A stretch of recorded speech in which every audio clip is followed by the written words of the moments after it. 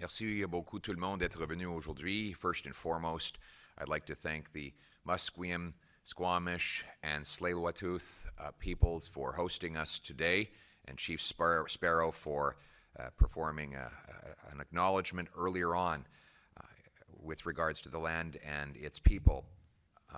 And I want to thank the roughly 24 chiefs, councillors, and other First Nations leaders who are gathered with us here today to kick off this consultation.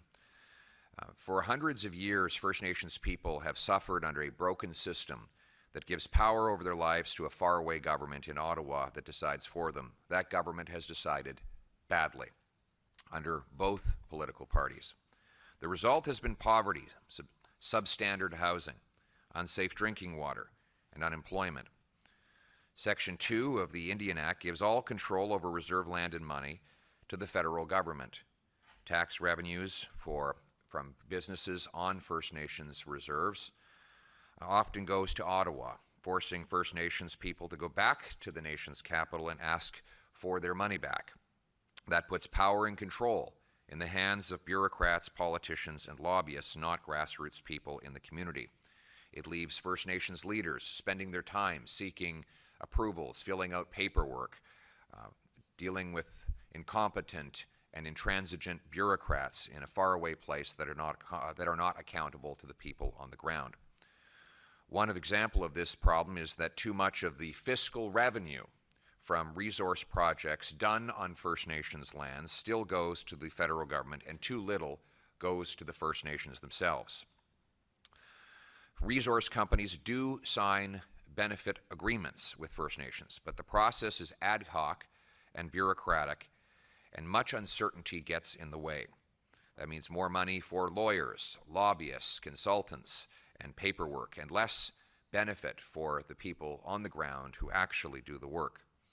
It means that projects that would be good for everyone, especially the First Nations who champion them, often never happen at all. And when they do, most of the benefits of the agreement are economic, which is good, but not fiscal, meaning that the First Nations governments who increasingly deliver the services do not get the revenues from the projects that they have welcomed into their communities. The First Nations Tax Commission has worked for decades to get local revenues for the First Nations government. I think of the work of Manny Jules and his father, who in the 1980s successfully secured the rights for First Nations to collect their own property taxes, creating a stable flow of revenues for First Nations to provide for their people in their communities. Recently, the Tax Commission, along with many First Nations leaders, have been exploring ideas on how to put First Nations back in control of their resource revenues. I'm running for Prime Minister to put people back in charge of their lives. That includes First Nations. Conservatives believe in less power for the federal government and more power for the First Nations. First Nations should have the right to bring home more of the benefits of their resources to their people. And so today, I'm kicking off consultations with First Nations and industry on an optional new model for First Nations that they could opt into, giving them more direct fiscal revenues from resource projects on their lands. This proposed model will not impact on any First Nations treaty rights, inherent rights, self-government agreements, rights under Section 35 of the Constitution, legal claims, or funding agreements with Indigenous Services Canada. There are obviously going to be questions that we need to work out, and that's why we're consulting and listening to the people most affected and with the most knowledge, many of whom are here today.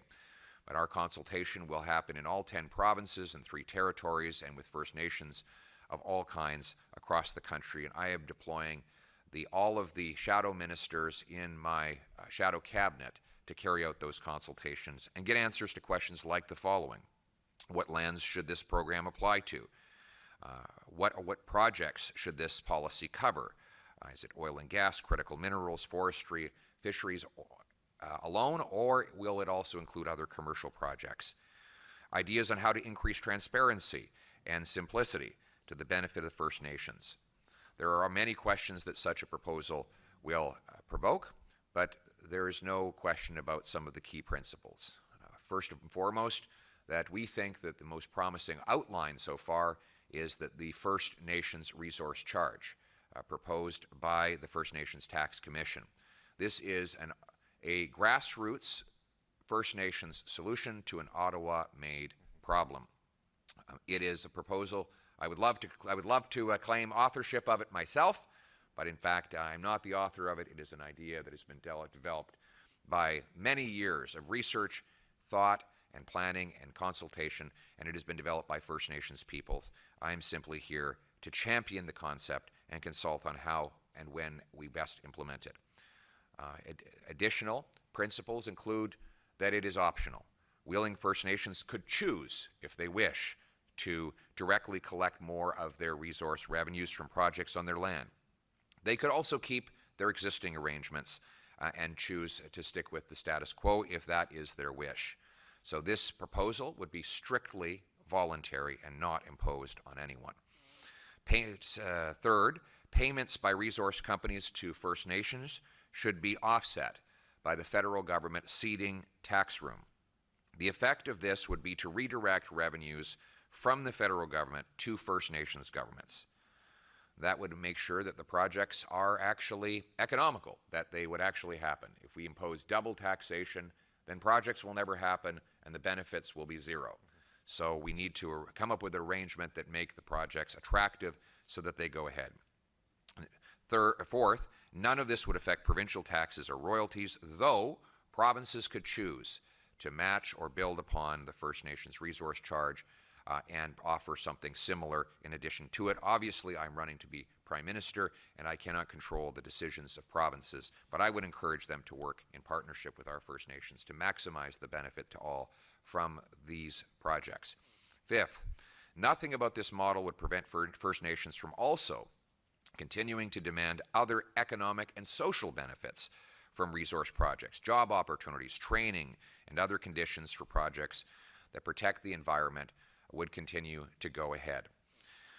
What we need to do is get the Ottawa gatekeepers out of the way, put First Nations in control of their money, and let them bring home the benefits that are duly theirs and have been deprived of them for too long. These resource projects offer incredible promise, and we see them right across the country, where First Nations have been allowed to partner with resource companies. Incredible benefits are unfolding. Look at LNG Canada, a major liquefaction proposal, in fact, the biggest single infrastructure proposal ever launched into action in Canada's history, $40 billion, with major opportunities for the surrounding communities. Similarly, the Niska and the Haisla are pursuing similar projects that would help develop and liquefy natural gas. In northern Alberta, we have here, for example, Dale Swampy, who speaks for the Coalition of First Nations Chiefs. They represent First Nations, I think 14,000, who have benefited from working in oil and gas projects. But now we need to go to the next step and move from simple economic benefits to fiscal benefits. And the difference is this: economic benefits are for everyday individuals. Fiscal benefits are revenues that go to First Nation governments that then can be directed to the benefit of the people on the ground. This is direct accountability and connecting the responsibility and the authority with the people who are most affected by decisions. In essence, we want resources for First Nations communities to defeat poverty and provide for the people, not to fatten the faraway bureaucracy in Ottawa. Revenues earned directly from the lands would go to the people without having to apply for federal government programs, which are already in place and which will continue, but which will be supplemented by localized revenues that are in the hands of the First Nations people themselves. That means less time wasted on paperwork and forms, getting approvals, and facing roadblocks put in place by a faraway government. Simply put, First Nations people should have the freedom to take back control of their lives and the resources and bring it home for their people. Merci beaucoup tout le monde d'être venu aujourd'hui. Depuis des centaines d'années, les Premières Nations souffrent d'un système défaillant qui donne le pouvoir sur leur vie à un gouvernement lointain à Ottawa qui décide pour elles. Ce gouvernement, des deux partis en fait, a mal décidé. Le résultat, c'est les communautés qui font face à la pauvreté, au chômage, qui vivent dans logements qui ne sont pas adéquats. Il y a un système maintenant qui donne trop de contrôle aux politiciens et aux fonctionnaires à Ottawa. Même quand il y a des projets qui vont de l'avant, souvent les bénéfices maintenant sont acheminés au gouvernement fédéral et non pas aux Premières Nations. C'est la raison pour laquelle les communautés autochtones ont travaillé pour développer des solutions qui redonnent le pouvoir et les retombées économiques et fiscales aux communautés eux-mêmes. La Commission de la fiscalité des Premières Nations a proposé certaines idées, comme un revenu direct provenant des entreprises de ressources directement aux communautés autochtones et leur gouvernement. Aujourd'hui, j'annonce une consultation par le Parti conservateur et mon cabinet fantôme afin de développer le modèle qui pourrait permettre une telle idée d'aller de l'avant. Et l'idée, c'est bien simple. Plus d'argent pour les gouvernements autochtones et moins pour le gouvernement à Ottawa. Il y a certaines questions auxquelles il faut répondre. À quelle terre ce programme devrait-il s'appliquer? Quel projet cette politique devrait-elle couvrir? Pétrole et gaz, minéraux essentiels, foresterie, pêche, c'est sûr, mais d'autres projets aussi, peut-être. Des idées sur la façon d'accroître la transparence et la pertinence. Il y a de nombreuses questions auxquelles une telle proposition devrait encore répondre, mais il y a certains principes qui sont certains. Premièrement, la proposition sera volontaire. Ça ne va pas être imposé, ça va être un choix, une option qui est livrée et qui est disponible à chaque Première Nation, et c'est à chaque nation de décider par elle-même si oui ou non elle veut l'adopter. 2. Les paiements effectués par les sociétés d'exploitation de ressources naturelles aux Premières Nations devraient être compensés par la cession d'une marge de fiscale du gouvernement fédéral. Troisièmement, rien de cela n'affecterait les taxes ou les redevances provinciales, bien que les provinces puissent choisir de s'aligner sur les politiques fédérales si elles veulent. Quatrièmement, rien dans ce modèle n'empêcherait les Premières Nations de continuer d'exiger d'autres avantages économiques et sociaux des projets d'exploitation des ressources. Les possibilités d'emploi, la formation et d'autres conditions pour lesquelles les projets continuent d'aller de l'avant. Et c'est sûr que les ententes qui existent déjà seront tout à fait respectées. Mais si on met fin aux agissements des fonctionnaires d'Ottawa, si on donne davantage de pouvoir aux chefs autochtones, ça permettrait de meilleurs résultats sur le terrain. Et c'est ça le but de mon leadership. Je me présente pour Premier ministre pour redonner aux gens le contrôle de leur vie et pour réduire le pouvoir de la bureaucratie et des politiciens et lobbyistes à Ottawa. Cette proposition sur laquelle nous commençons à travailler va permettre cela. Simply put, First Nations people have lived for too long under a paternalistic, colonial, top-down, Ottawa knows best system that has failed them. The answer is to restore to First Nations their rightful control over their money, their resources, their lands. And today we kick off the consultation on a new fiscal model for those resource revenues to enable that to happen.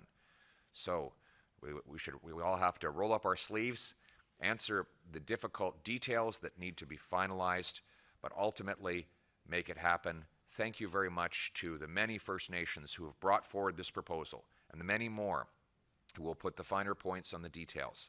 Let us move forward and make this happen. Let's bring it home. Thank you very much.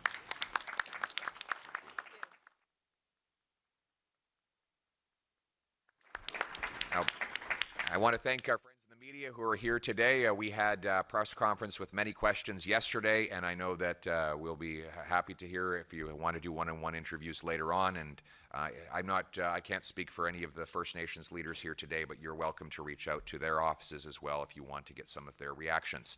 Thank you very much, and I look forward to working with all of you in the many days ahead. Thank you. Merci.